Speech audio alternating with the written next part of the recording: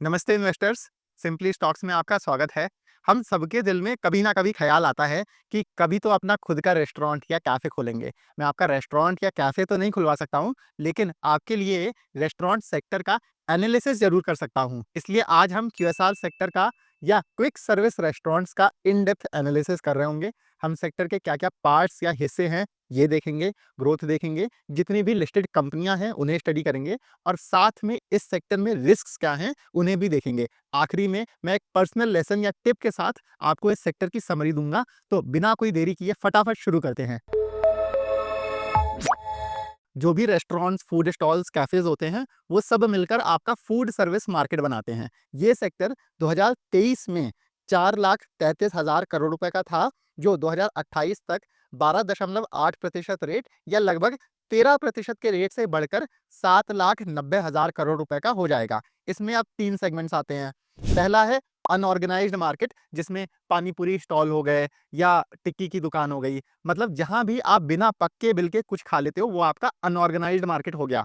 इसके बाद organised stand alone market है, जिसमें कई सारे कैफ़ेज़, रेस्टोरेंट्स आ जाते हैं। और तीसरा सेगमेंट है चेन मार्केट, जिसमें डोमिनोज़, मैकडॉनल्ड्स, ट्रफल्स वगैरह जैसे ब्रांड्स आ जाते हैं, जिनके कई सारे आउटलेट्स होते हैं। अब इस मार्केट का स्ट्रक्चर कैसे बदल रहा है कि मार्केट धीरे-धीरे अनऑर्गेनाइज्ड से ऑर्गेनाइज्ड की तरफ शिफ्ट कर रहा है। अब हम और डिटेल में जाएँ तो लगभग 70% अनऑर्गेनाइज्ड मार्केट है और बाकी 30% ऑर्गेनाइज्ड है। ऑर्गेनाइज्ड में भी अभी ज़्यादातर मार्केट 90% के आसपास कैफ़ेज़ और रेस्टोरेंट्स का है और बस 10% मार्केट डोमिनोज़, मैकडॉनल्ड्स जैसे क्यूएसआर चेन्स का है। फिर फूड या कैटेगरी वाइज़ देखें तो इंडियन फ़ास्ट फूड और वेस्टर्न फ़ास्ट फूड दोनों का 50-50% शेयर है। इंडियन में आपके चाट्स, वड़ा पाव, चाप, टिक्का वगैरह आइटम्स हो गए। वेस्टर्न में पिज़्ज़ा, बर्गर वगैरह आ जाते हैं। फिर वेस्टर्न में भी सबसे ज़्यादा शेयर चिकन का 27% है और बर्गर का 25%, डेज़र्ट्स का 16% है। पिज़्ज़ा आपका बाकी फूड्स के साथ अदर्स में आ जाता है। सिर्फ पिज़्ज़ा की बात करें तो वो मार्केट अभी 11% सीएजीआर से बढ़ रहा है। अब हम सेक्टर में ग्रोथ ड्राइवर्स क्या हैं और वीकनेसेस क्या हैं, इन्हें देख लेते हैं।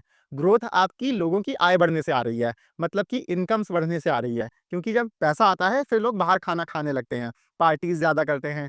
इसके अलावा कस्टमर्स के प्रेफ़रेंसेस बदल रहे हैं। आज आप देखोगे हर कोई चीज़ का फ़ैन हो रखा है, जैसे बर्गर में चीज़ होना चाहिए, पिज़्ज़ा चीज़ बस्ट होना चाहिए, वरना ऊपर से अलग से चीज़ डला होना चाहिए। सिर्फ़ चिकन नहीं, अब सबको चिकन विंग्स भी चाहिए। इसके अलावा ईटिंग आउट का कल्चर बन रहा है कि हर वीकेंड या हफ़्ते में 1 बार बाहर जाके खाना खाना है या बाहर से खाना आएगा घर पर। रिस्क देखें तो सेक्टर में कंपटीशन बहुत बढ़ रहा है। जैसे आज से 10 साल पहले वेस्टर्न फास्ट फूड में आपके पास गिने-चुने ऑप्शंस हुआ करते थे। बर्गर में मैकडॉनल्ड्स और बर्गर किंग, पिज़्ज़ा में पिज़्ज़ा हट और डोमिनोज़। बट अब आप देखो तो लापिनोज़ है, ओवन स्टोरी पिज़्ज़ा, मोज़ो पिज़्ज़ा वगैरह हैं। फिर कई सारे रीजनल रेस्टोरेंट्स भी आपको मिलेंगे जो पिज़्ज़ा में स्पेशलाइज़ करते हैं और फिर इन जनरल भी ऑप्शंस बढ़े हैं। तो मार्केट पहले से बहुत ज़्यादा कॉम्पिटिटिव हो गया है। ये पहला रिस्क है। इसके अलावा कंजम्पशन स्लो डाउन एक बहुत बड़ा रिस्क रहता है। अगर मंदी आ जाती है या सैलरीज़ उतनी स्पीड से नहीं बढ़ती हैं, तो सबसे पहले लोग बाहर खाने पर खर्चा कम करते हैं। पिछले 2 सालों में ये क्यूएसआर सेक्टर के लिए दिक्कत रही है। कंजम्पशन में स्लो डाउन आया है और लगभग सभी क्यूएसआर बिज़नेसेस से ग्रोथ चली गई है। तो ये एक बड़ा रिस्क रहता है। इसे हम आगे फिर से देखेंगे जब हम कंपनियों को एनालाइज़ करेंगे। बिज़नेसेस पर आने से पहले मैं बस आपका 1 मिनट लेकर एक और कांसेप्ट आपको समझाना चाहता हूँ। ये क्यूएसआर और रिटेल कंपनियों को समझने के लिए बहुत ज़रूरी है। ये कॉन्सेप्ट है सेम स्टोर सेल्स ग्रोथ, जिसे हम एसएसएसजी या एसएसजी भी बोलते हैं। चलिए अब इसे समझते हैं। तो मान लीजिए आपका एक बर्गर का आउटलेट है और आपने इस साल 100 करोड़ की सेल करी। अब आपके बिज़नेस में 2 तरह से ग्रोथ आ सकती है। पहला कि आप इसी आउटलेट से सेल बढ़ा लो। इस साल 100 करोड़, अगले साल 110 करोड़। तो वो 10 करोड़ या 10% आपकी सेम स्टोर सेल्स ग्रोथ हो गई। माने ये वो ग्रोथ है जो आपके चालू स्टोर से आ रही है। होता क्या है कि 2-3 साल जैसे-जैसे समय गुज़रता है, आपका रेस्टोरेंट या आउटलेट मैच्योर होता जाता है और ग्रोथ थम जाती है। ऐसे बोलते हैं कि भारत का जीडीपी 7% के रेट से ग्रो कर रहा है, तो अगर 10 से 12% की एसएसजी आ जाए, अच्छा है। फिर आप मानो आपका एक बर्गर स्टोर अच्छा चल रहा है। अब अगर आपको बिज़नेस में और ग्रोथ चाहिए, तो आपको नए आउटलेट्स खोलने पड़ेंगे। ये दूसरा तरीका है ग्रोथ लाने का। 1 आउटलेट से 2, 2 से 3, ये आपकी स्टोर एक्सपेंशन ग्रोथ हो गई। अच्छे बिज़नेसेस में आपको कम से कम 10 से 15% स्टोर एक्सपेंशन ग्रोथ होनी चाहिए और 10 से 12% एसएसजी, तो वो बिजनेस साल की 20 से 25% की सेल्स ग्रोथ ला सकेगा आपके लिए। अगर आपकी एसएसजी नेगेटिव में जा रही है तो ये बहुत दिक्कत की बात बन जाती है, मतलब कि आपके अच्छे-अच्छे स्टोर्स में भी पिछले साल से कम सेल्स आ रही हैं। ये फिलहाल एक दिक्कत है काफ़ी क्यूएसआर कंपनियों में, जिसे हम आगे देखेंगे। अब चलिए हम लोग स्टॉक्स पर आते हैं। तो पहला क्यूएसआर बिज़नेस जो हम स्टडी करेंगे वो है जुबिलेंट फूड वर्क्स। जुबिलेंट भारत, बांग्लादेश और श्रीलंका में डोमिनोज पिज़्ज़ा के फ्रेंचाइज़ीज़ चलाता है। इसके अलावा इनके टर्की, अज़रबैजान और जॉर्जिया में भी स्टोर्स हैं। ये बिज़नेस इन्होंने हाल ही में खरीदा है, टर्की, अज़रबैजान और जॉर्जिया वाला। इनके पास 4 और ब्रांड्स हैं, पोपॉयज़, होंग्स किचन, कॉफ़ी और डंकिन। लेकिन इनके लगभग 90% स्टोर्स डोमिनोज के हैं और वहाँ से इनकी ज़्यादातर सेल्स आती हैं। जैसे इनके पास दुनिया भर में कुल 3,300 स्टोर्स हैं, जिनमें से 3,031 तो डोमिनोज के ही हैं। इन रेस्टोरेंट्स में आप जाके भी खा सकते हो, बाकी स्विगी, ज़ोमैटो वगैरह से आप ऑर्डर भी कर सकते हो। जुबिलेंट पूरे क्यूएसआर सेक्टर में सबसे बड़ा प्लेयर है। इसका मार्केट कैप लगभग 45,000 करोड़ रुपए है।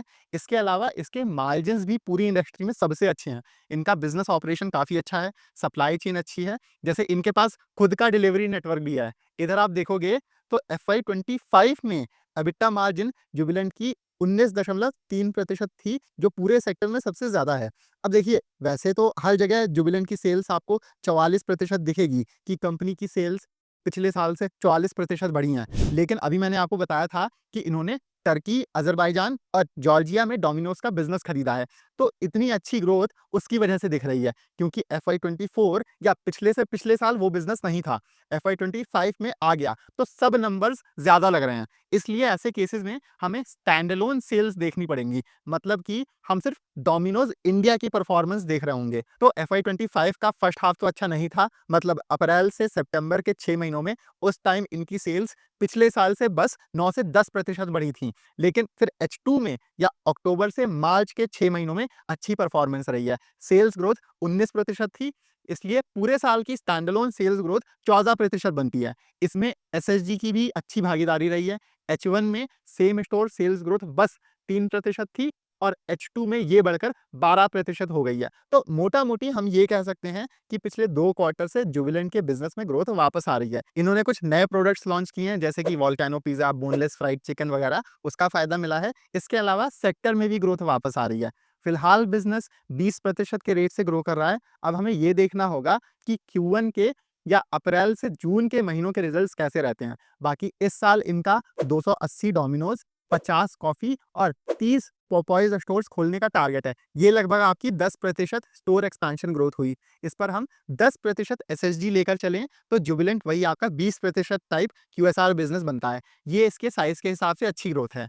तो मिड कैप्स में और क्यूएसआर सेगमेंट दोनों में जुबिलेंट बहुत ही बढ़िया बिज़नेस है। और हाँ, आप स्क्रीनर से 200 का पीई मत देखिएगा, तो वो तो बहुत ज़्यादा बताएगा, क्योंकि पिछले साल इनको वन टाइम लॉस बुक करना पड़ा था। ये आगे से नहीं होगा। अगर नॉर्मली देखें तो जुबिलेंट का पीई कुछ 80 के आसपास रहेगा इस साल के अंदाज़न मुनाफे के हिसाब से। इसलिए आप स्क्रीनर देख के स्टॉक्स को अच्छा या बुरा मत सोच लिया करिए। बेसिक रिसर्च के लिए अच्छा है वो, लेकिन फिर उसके ऊपर आपको खुद से थोड़ी बहुत मेहनत तो देखो करनी पड़ेगी। अब देखिए, क्यूएसआर तो बस आपका एक सेक्टर है। अगर आपको एक अच्छा पोर्टफोलियो बनाना है तो आपको अलग-अलग सेक्टर्स पकड़ने होंगे। उनमें फिर आपको चैंपियन बिज़नेसेस स्टडी करने पड़ेंगे। उसमें भी आपको देखना पड़ेगा कि किस सेक्टर का कब सही समय चल रहा है। जैसे पिछले 2 साल क्यूएसआर स्टॉक्स के लिए बेकार रहे हैं। आप ऐसे कोई भी ऐरे-गैरे बिज़नेस से उम्मीद नहीं रख सकते हो। तो इसलिए हमने सीरियस इन्वेस्टर्स के लिए एक पर्सनल व्हाट्सएप कम्युनिटी बनाई है, जहां हम 150 से ज़्यादा अच्छे-अच्छे स्टॉक्स को क्लोज़ली ट्रैक करते हैं। उनके business model, valuation, risk factors, कैसे रिजल्ट्स आए हैं, सब पर डिटेल में डिस्कशन होता है।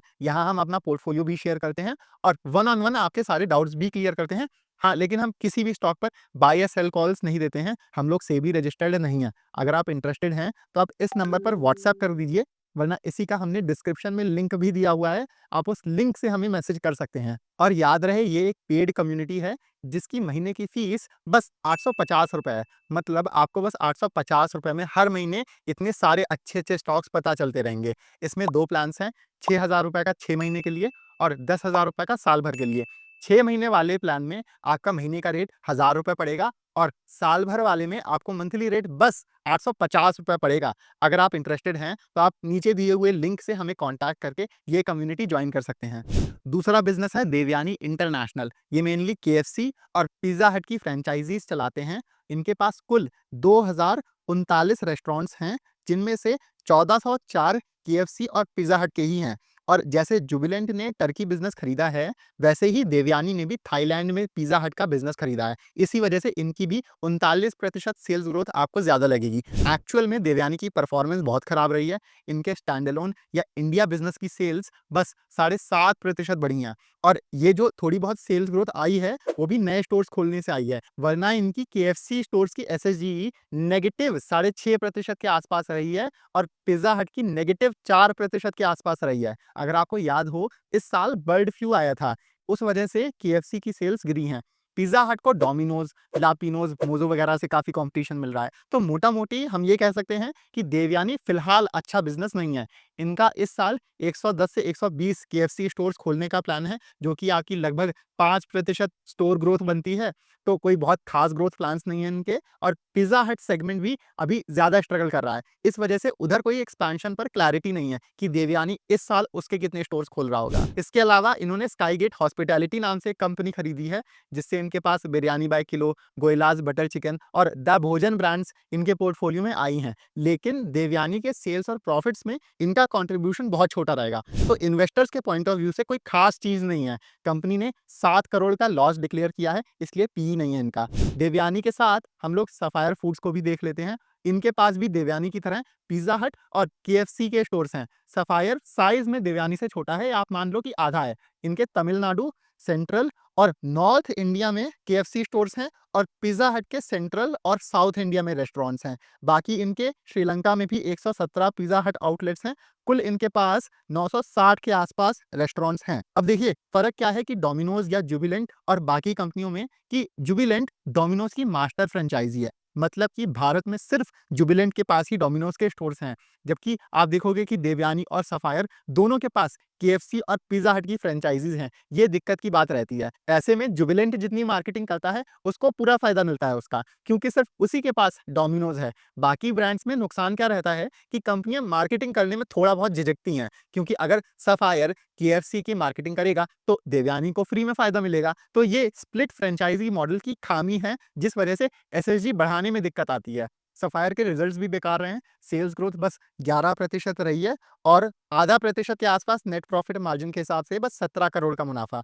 केएफसी स्टोर्स की सेल्स 4% गिरी हैं पिछले साल से और पिज्जा हट की लगभग वही रही हैं, plus minus 1%। Business wise sapphire भी बेकार ही है, 10-15% कुछ खास ग्रोथ तो देखो होती नहीं है। अब ये तीन जुबिलेंट, देवयानी और सफायर आपके पिज्जा और चिकन क्यूएसआर हो गए। फिर आते हैं वेस्ट लाइफ और रेस्टोरेंट ब्रांड्स एशिया, जो बर्गर्स के सेगमेंट में है। आप देखोगे तो पिज्जा और चिकन में एबिटा मार्जिन 17 से 19% हैं और बर्गर्स में कम है, 11 से 13, 13.5%। वेस्ट लाइफ के पास 438 मैकडोनल्ड्स स्टोर्स हैं। ये साउथ और वेस्ट इंडिया का मार्केट कंट्रोल करते हैं। रेस्टोरेंट ब्रांड्स एशिया के पास बर्गर किंग की 656 फ्रेंचाइजीज हैं। आप इधर देखोगे कि भले आरबीए के पास वेस्ट लाइफ से ज्यादा स्टोर्स हैं और सेल्स दोनों की बराबर हैं, फिर भी आरबीए का लगभग 4,500 crore market cap Westlife के 11,000 करोड़ मार्केट कैप के आधे से भी कम है। और इसका कारण क्या है कि वेस्ट लाइफ तो फिर भी थोड़ा बहुत प्रॉफिटेबल है। रेस्टोरेंट ब्रांड्स पिछले 5 सालों से हर साल 200 करोड़ के ऊपर का लॉस अनाउंस करता आया है। ये कंपनी बस शेयर होल्डर्स के पैसे पर चल रही है। बाकी ग्रोथ के हिसाब से दोनों ही कंपनियां बेकार हैं। बस 4 से 5% की सेल्स ग्रोथ है, तो वो देख लो फिर आपको क्या करना है। बिजनेस में ग्रोथ तो बिल्कुल भी नहीं है। आखिरी में हम 2 अनोखे बिजनेसेस स्टडी करेंगे, बारबेक्यू नेशन और स्पेशलिटी रेस्टोरेंट्स। पहले बारबेक्यू नेशन या बीबीक्यू को देख लेते हैं। शायद से आप जानते ही होंगे इसके बारे में। जिन लोगों को नहीं पता है उनके लिए मैं समझा देता हूँ। तो बीबीक्यू आपका बफेट रेस्टोरेंट्स चलाते हैं, जहां आप जाके 600, 700 से 1000-1200 रुपए में अनलिमिटेड खाना खा सकते हो। वहां सब रहता है, स्टार्टर से लेकर Chinese, Indian, desserts, grilled items और चाट्स वगैरह तक। कॉन्सेप्ट वाइज आपको अच्छा लगेगा, बट यहाँ भी ग्रोथ की बहुत दिक्कत है। सेल्स पिछले साल से 2% गिरी हैं। इनके पास देश भर में 200 रेस्टोरेंट्स हो गए हैं और हर साल अब ये 4 से 6 नए बीबीक्यू आउटलेट्स खोल रहे होंगे। तो आप देखोगे कि कोई ये बहुत अच्छी ग्रोथ नहीं है बिजनेस में। इनके टॉस्कानो और सॉल्ट नाम से साधारण रेस्टोरेंट्स भी हैं। ये इनका सीडीआर या कैजुअल डाइनिंग सेगमेंट हो गया। अगर आप कोई बड़े मॉल जाएँगे तो आपको वहाँ टॉस्कानो ज़रूर दिखेगा। यहाँ ग्रोथ है 30% टाइप, लेकिन ये इनके लिए इतना छोटा सेगमेंट है कि कुछ खास फ़र्क नहीं पड़ेगा। इधर से बस 10% सेल्स आती है इनकी। आखिरी में एक माइक्रो कैप स्टॉक है स्पेशलिटी रेस्टोरेंट्स के नाम से, जो आपका सीडीआर सेगमेंट में है। इनके Asia kitchen, mainland China, sweet Bengal और ओ कलकत्ता वगैरह नाम से 34 चाइनीज़ और 41 बंगाली कुज़ीन के रेस्टोरेंट्स हैं। ये ज़्यादातर मुंबई, कोलकाता, पुणे और बैंगलोर में हैं। इनका मैनेजमेंट आगे 10 से 15% टाइप बिज़नेस ग्रोथ टारगेट कर रहा है। पिछले 2-3 सालों में इन्होंने कई चीज़ें ट्राई करी हैं, पर अब ये अपना मेनलैंड चाइना ब्रांड को ग्रो करने पर जोर दे रहे होंगे। अभी तो सेल्स ग्रोथ बेकार थी, बस 8% के आसपास, बट आगे अगर 15% से ऊपर की बिज़नेस ग्रोथ ला पाता है मैनेजमेंट, तो इसको वापस से आके आप स्टडी कर सकते हैं। अभी के 8% के रेट पर तो देखो वैल्यूएशन बहुत ज़्यादा हाई है। स्टॉक 30 से भी ऊपर के पी पर चल रहा है, जो माइक्रो कैप बिज़नेस के हिसाब से ज़्यादा है। अब अगर मैं ये वीडियो समराइज़ करूँ, तो मेरे हिसाब से तो जुबिलेंट फूडवर्क्स के अलावा पूरा सेक्टर बेकार ही है फिलहाल। अगर एसएसजी 10% पहुँचे इन बिज़नेसेस में और स्टोर्स भी ये कंपनियाँ 10 से 15% के ऊपर के रेट से बढ़ाएँ, तो भले कुछ हो पाएगा, वरना फिर तो सब ऐसे ही हैं, बेकार हैं। जुबिलेंट में भी 20% के ऊपर की सेल्स ग्रोथ बनी रहे, तभी वो बिज़नेस अच्छा है। इसलिए आपको इसे ट्रैक करना पड़ेगा, वरना 80 का 1 ईयर फॉरवर्ड पीवी तो ज़्यादा है अगर उससे कुछ भी कम हुआ। यहाँ पर मैं आपके साथ जाते-जाते एक लेसन ज़रूर शेयर करना चाहूँगा। जब हमने ये एनालिसिस अपनी कम्युनिटी में डाला था, तब कई मेंबर्स ने ये सवाल पूछा था हमसे, और इसको आप क्यूएसआर सेक्टर से मत जोड़ना, सारे ही बिज़नेसेस में ये लागू होता है कि अगर कोई बिज़नेस या सेक्टर बेकार परफ़ॉर्म कर रहा है, तो उसे होल्ड ना किए रहें उम्मीद में, या फिर फ्रेश बाय करने में क्या दिक्कत है? कभी ना कभी तो रिकवरी आएगी ही ना उसमें। तो देखिए, इसका साधारण सा आंसर है कि बिज़नेस या सेक्टर को इससे मतलब नहीं है कि आपका बाइंग प्राइस से वो 30 से 40% नीचे चल रहा है। कब डिमांड आएगी, कब मार्जिन्स बेहतर होंगे, किसी को नहीं पता होता है। रेस्टोरेंट ब्रांड्स एशिया में तो देखो पिछले 5 साल से रिकवरी आई ही नहीं है, और मान लो सेल्स वापस आ भी गई। आपको नहीं पता कि 5% सेल्स ग्रोथ होगी या 10%। आप 1 साल, 2 साल अपना कैपिटल ब्लॉक किए रहोगे उम्मीद में कि मेरे करण अर्जुन आएँगे, उतने टाइम में ना जाने कितनी सारी अपॉर्च्युनिटीज़ आपके हाथ से निकल जाएँगी। उल्टा जो सही तरीका रहता है, वो है कि आप बिज़नेसेस को ट्रैक करते रहो। जिस भी क्वार्टर से ग्रोथ वापस आए बिज़नेस में, तब आप उसको कंसीडर करो। अब इसमें भले बीच का थोड़ा रिटर्न मिस हो जाएगा, लेकिन आपका कैपिटल ब्लॉक नहीं होगा उम्मीद में, पता नहीं कब ग्रोथ आए उसमें। इसलिए मैंने बार-बार इस वीडियो में आपको बोला है कि फिलहाल ये बिज़नेस बेकार है। जब जून क्वार्टर के रिजल्ट्स आएँगे, तब अच्छा हो जाएगा या बेकार रहेगा, वो हम बाद में देखेंगे। अब आप मुझे कमेंट्स में बताओ कि आपकी किस स्टॉक में 2 से 3 साल से कैपिटल ब्लॉक्ड है, जिसे आप उम्मीद में लेकर बैठे हो। बाकी अगर आपको ये वीडियो पसंद आई है, तो इसे लाइक और हमारे चैनल को सब्सक्राइब ज़रूर करिएगा। हमारे लिए आपके लाइक्स और सब्सक्राइब्स ही मोटिवेशन है, ताकि हम हर हफ्ते फ्री में ऐसी रिसर्च आपके लिए लाते रहें। मिलते हैं अगले वीडियो में। Happy investing.